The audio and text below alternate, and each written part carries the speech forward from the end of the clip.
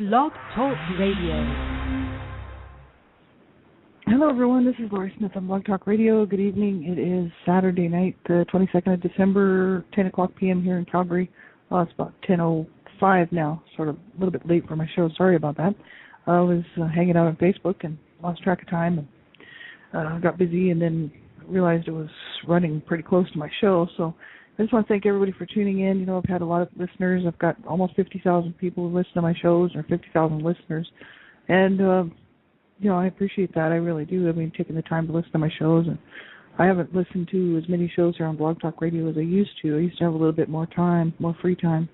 And now I just don't have hardly any free time, just a little bit here and there to sort of rest or get things done that I need to get done. But I appreciate it, and I thank everybody for tuning in and doing what you can to stop child abuse. You know, it's a huge issue, and, you know, all human rights abuses. I mean, really, my focus is child abuse because children really can't stand up for themselves. They can't protect themselves. But, you know, I really stand up for all human rights abuses because it's just wrong.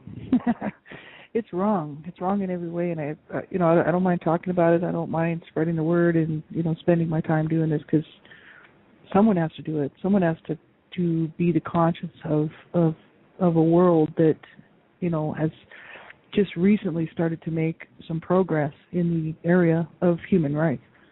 And, you know, the fact that we all do have human rights, and these accords and these, you know, these documents that were put together, you know, regarding human rights and what are human rights and what are the rights afforded to humans and children.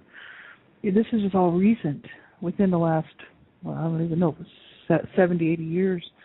And, I mean, you know, you look back in the early 1900s or even the 1800s, let's just say, it was just starting to, people were just starting to take note and realize that there was, you know, serious issues that needed to be looked at and worked on and corrected, you know, and we're still, you know, it's 2012 and we're still dealing with the same issues and having the same problems. And even though there's billions of dollars being pumped into this thing, billions of dollars worldwide, let's just say, and even trillions maybe, being pumped into this thing, nothing much is changing. You know, children are still dying and being abused, and even if they don't die, they're being abused anyway. And we only see a fraction of the abuse cases in the headlines. Like, you know, once in a while you see a headline, it's really sad and it draws attention, and people are like sad and, oh, look at that, that's really sad.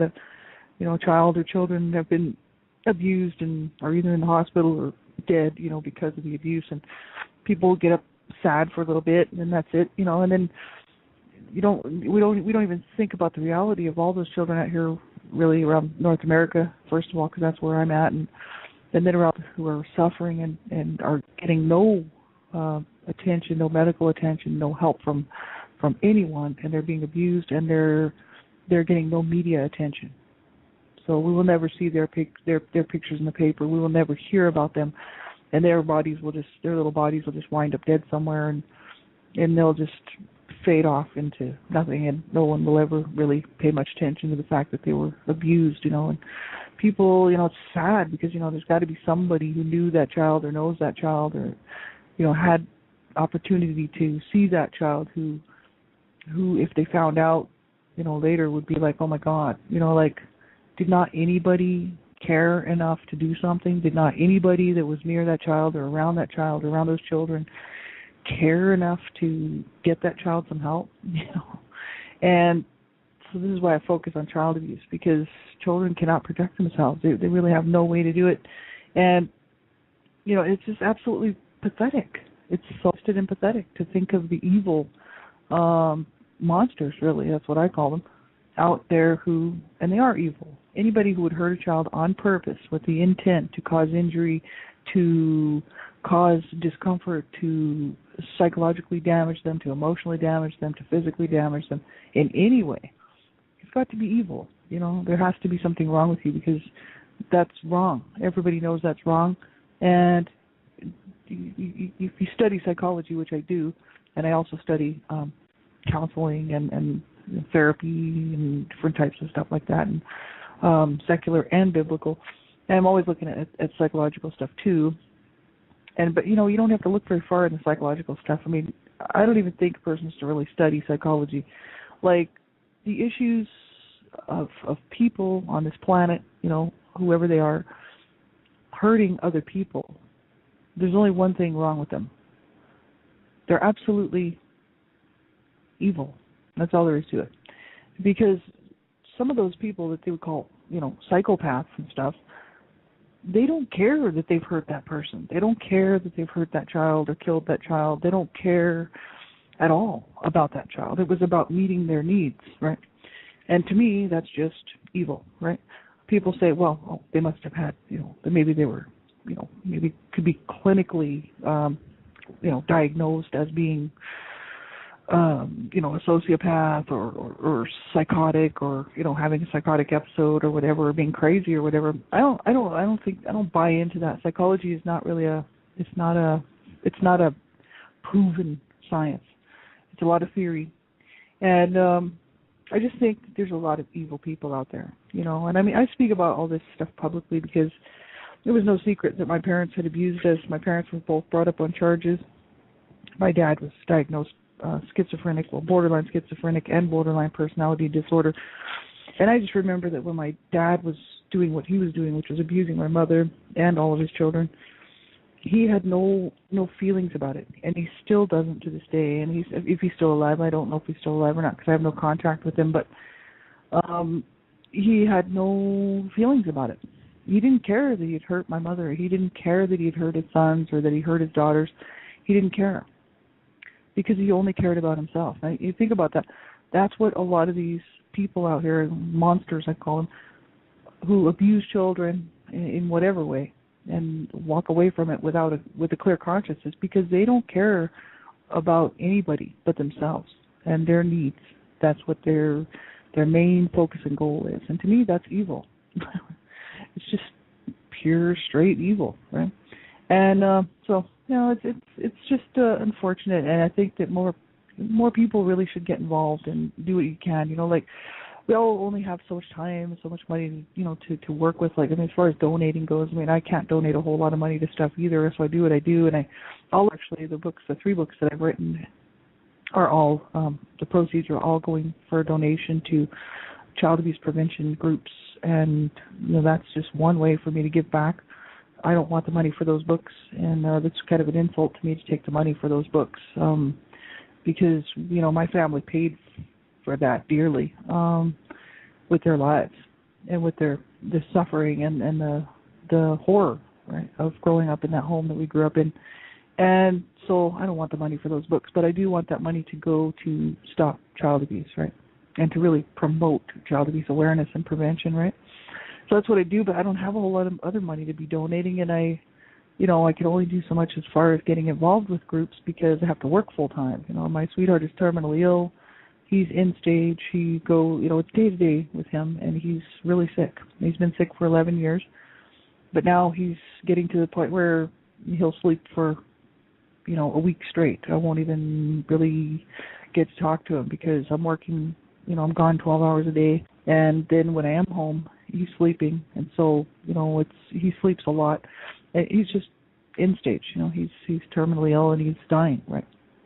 And so I don't have a lot of time, to donate to groups, and spread the word because I have to work all day. So if I had a night job, maybe I could go out and do prevention work during the day, you know what I mean? But there's people out there who could do this stuff, who could do it, but they don't want to get involved. Oh, well, Charlie, it's really not my problem, and they'd much rather have fun. And I don't blame people. I don't blame people for not wanting to go out and do this type of work. It would take somebody who's just convicted, who's convicted in their heart and their soul and their spirit to do this. It's not an easy thing to do. First of all, it runs off all your friends. Any friend that I've had or did have actually didn't want to have much to do with me once they found out that I was, speaking publicly about child abuse, because they think, oh man, all she's going to want to do is talk about child abuse. She's going to ruin our whole time. And so I lost all my friends. And but I figured, hey, they weren't very good friends in the first place. So if they're going to just blow me off because of that, well, then who needs a friend like that? So I'm kind of glad that they're gone. And it shows you who your true friends are, right?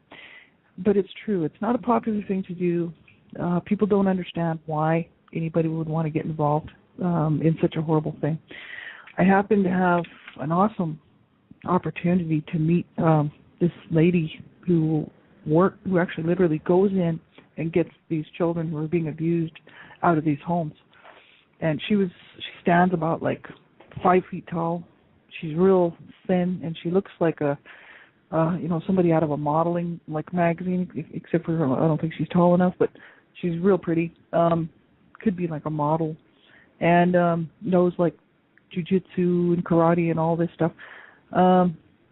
She works with the special forces and the police department to go in and get children out of the homes after, as the call is being made that children are being abused. And she's been shot, she's been shot at, she's been beaten up, and she just does it because she wants to help save children's lives. And, like, that is so awesome. Like, what an awesome thing. It was really an incredible honor to meet her, and she doesn't even act like it's any big deal. She just thinks it's just all in a day's duty, right? I'm out there, she's just like, oh, no, well, somebody's got to do it. I'm out there trying to save children's lives, and, like, that's awesome, But, not everybody cares that much, right? But that's why I keep talking, because I figure, eventually, enough people hear my voice, and they'll, maybe they'll think, well, if we go do something, maybe we can get her to shut up so we don't have to keep listening to her show. But, no, it's true. I mean, it's just, you can only say so much about this, really. I've said 900 shows worth about this stuff, but it's over 900 now. I'm working on 1,000 shows. But, it's just this issue. It's a heart issue. It's like so many people, if you tell them you've been abused, they don't want to be your friend, right? Because they're like, oh, geez, we'll have to listen to her woes and tales of woe, and to know you as a person. They don't want to get to know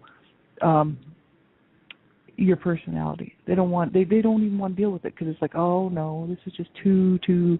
Well, what it is too real, right? And it's a part of life that nobody wants to deal with. It's the ugly part of life, right? And people only want the pretty stuff, right? I mean, people only want pretty things in their life. They want nice things, pretty things, fun things. They don't want to think about this horrible stuff. In the meantime, there's domestic violence shelters full of women who are on the run, who've been tossed out of their homes, abused, battered, beaten. Their children are beaten. They're with them. Their shelters are full and overflowing, and there's nowhere else for these people to go. And there's men on the run too. I mean, a lot of people get mad when they have to think about that, but it's so true. I mean, women do abuse too. My mother was my main abuser. Women can be horrific. They can kill their husbands, and they can do all kinds of horrible things, or their partners, right? Whoever their partners are. And it's just people, right? And so, in the meantime, while everybody wants to have this pretty, I just want stuff in my life, there's a whole world full of people suffering. And to me, to close a blind eye to that is really kind of, I don't know. I mean, it's kind of offensive. It's like, okay, sit over there amongst your pretty stuff and close your little eyes and pray to God that next time, if somebody comes along and beats the crap out of you, that somebody will help you. Because chances are they won't, because they only want the pretty stuff in their life. They don't want to deal with people who have been battered and abused, right? You will be sitting where they are. You will be sitting where the people where you don't want to have nothing to do with, you'll be sitting where they are. And you'll get to see how it feels to be rejected, to be looked down upon, to be misunderstood, to be really just throwaways, And it just breaks my heart, because I know there's all these people out who did, no one deserves to be abused, No one deserves to be abused. I don't care who it is. It's just incredibly wrong. And yet we have a whole society that says, it's fine. And people will watch that garbage on TV, in the movies, and the TV shows, and all the series and stuff that come out. They love to watch violence on the TV. Nothing like that. Sure. Yep, the more the merrier. But when it comes to real life, no, we don't want to touch that. Well, you know why? Because it will require something of you.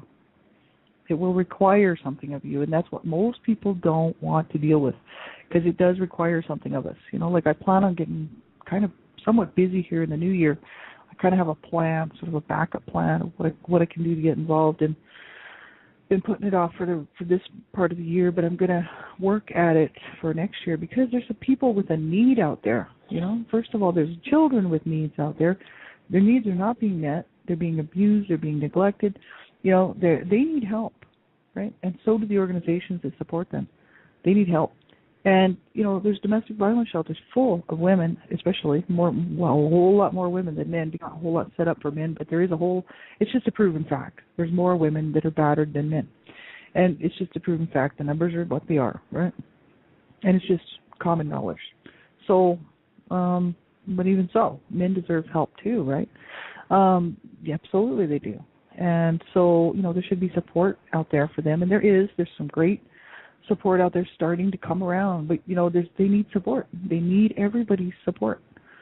And, they need our acceptance. They need our help, And it's like, okay, so you don't have money to give. Well, I don't have money to give, but I can do, like I do, public speaking. I can write more books and donate more money to the causes, to the ones that I know that are actually, doing what they're saying they're doing, you know what I mean? You can check their books and check everything out. There's a lot of great groups that are doing great stuff, and there's just a lot of places you can get involved. You can volunteer, donate time. I know a lot of people don't have them, like myself. I don't have a lot of time, but there are people out there that do have time, but they don't want to give of themselves, right?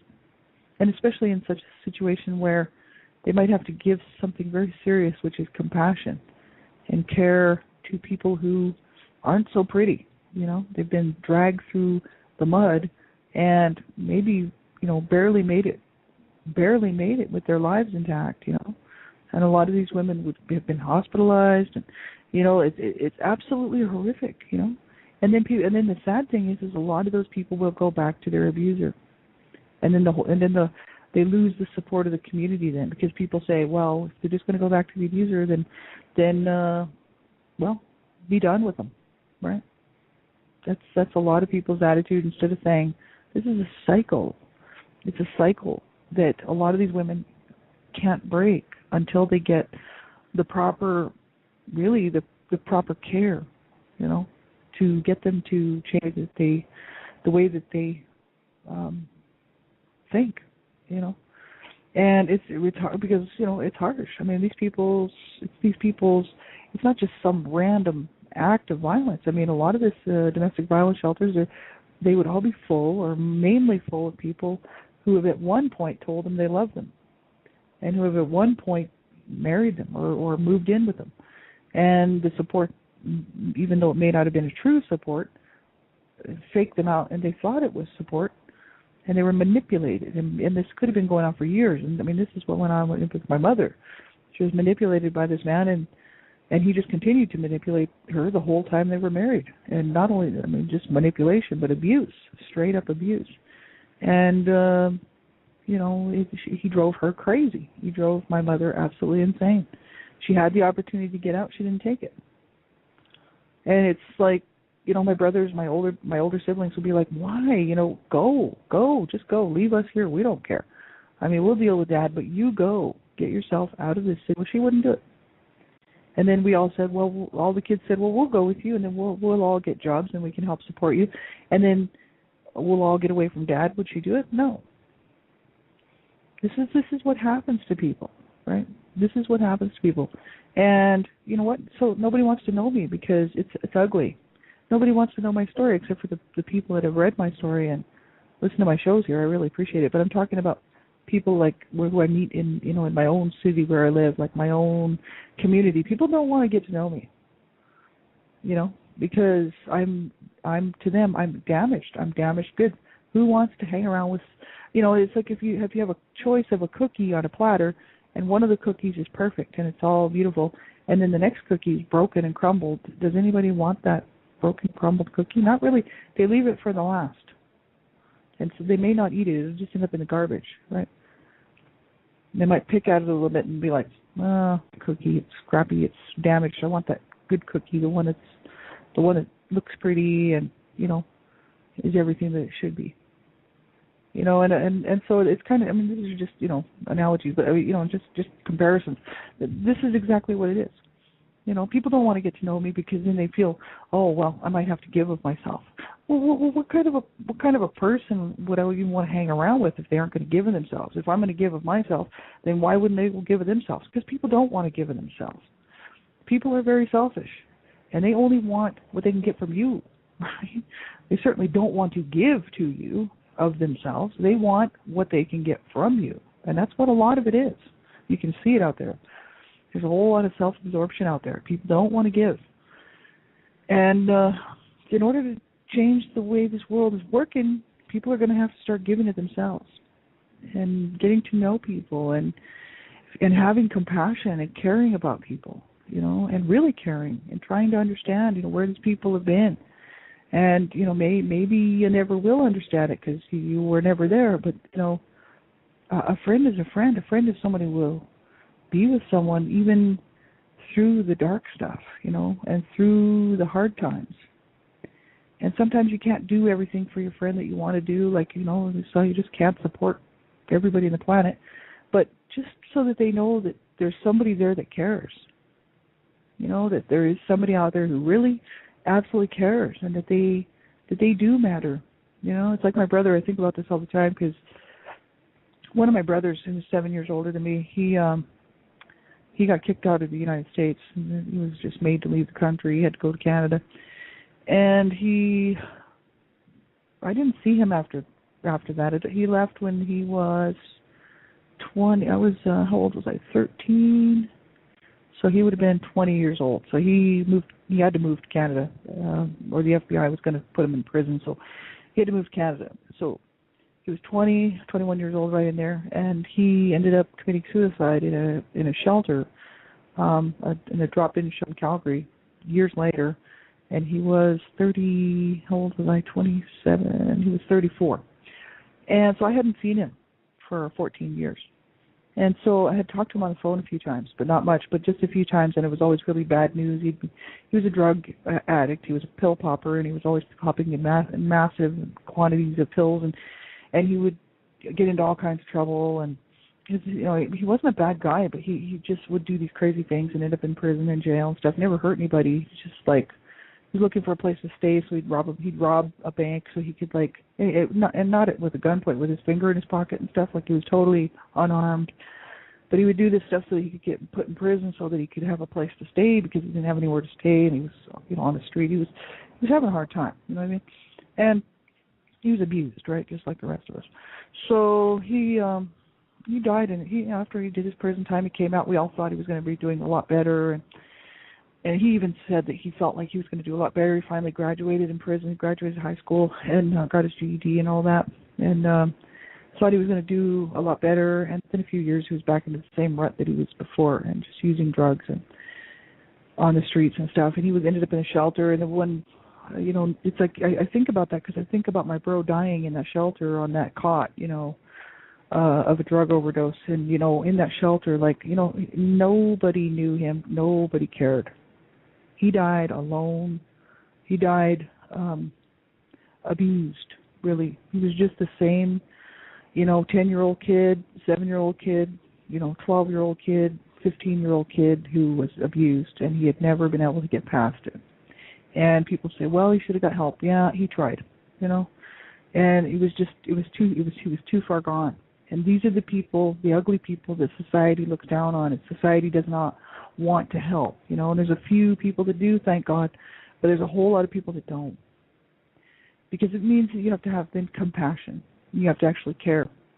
And, it's sad. Like my bro, the year before he died, actually a few months before he died, killed himself. He called home and he wanted to come home for Christmas, and my mom would not let him come home for Christmas. And, I was an adult at the time, and she said, no, he'll just cause problems for me. I don't want him to come home for Christmas. She wouldn't even talk to him on the phone. And 4 months later, he committed suicide, and he died of a drug overdose in a shelter. These are the people that need help. These are these abused kids who will go on to be adults, who will not be able to function, and who will suffer their whole entire life. And we need to change this. We need to change this. It has to be us, right? Yeah, have a great night, everybody, and take good care of yourselves. God bless you all. Talk to you soon.